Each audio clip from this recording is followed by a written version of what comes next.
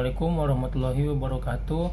Perkenalkan nami Abdi Akmal Miftahul Falah di 12 IPA 3. Di video ieu Abdi bade meragakeun cara ngedamel es buah atawa es campur.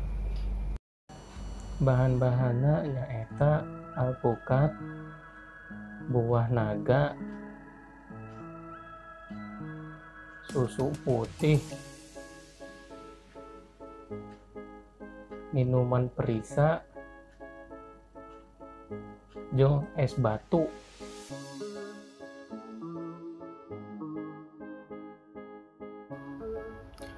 Nu kahiji, beulah alpukat, terus asupkeun daging buah alpukat kana mangkok.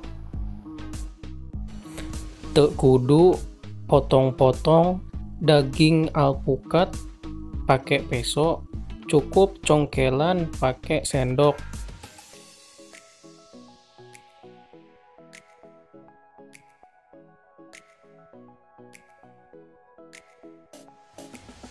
Kedua, beulah jeung asupkeun deui daging buah naga.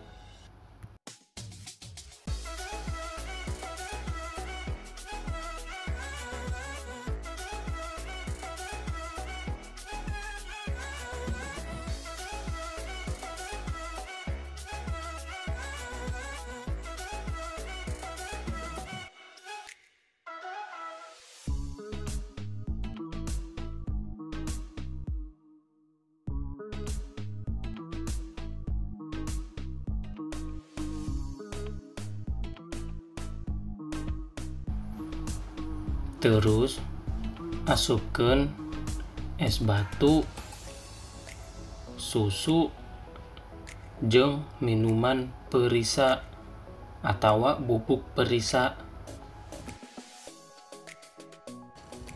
Asupkeun susu jeung minuman perisa atawa bubuk perisa sesuai selera.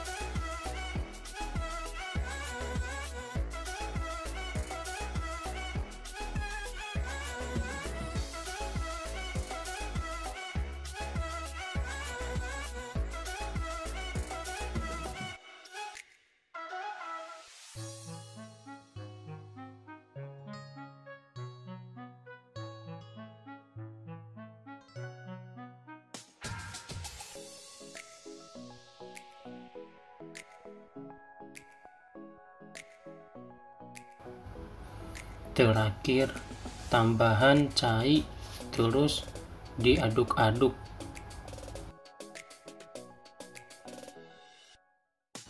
Hati-hati aduk es buahna, ulah nepi ka bahe.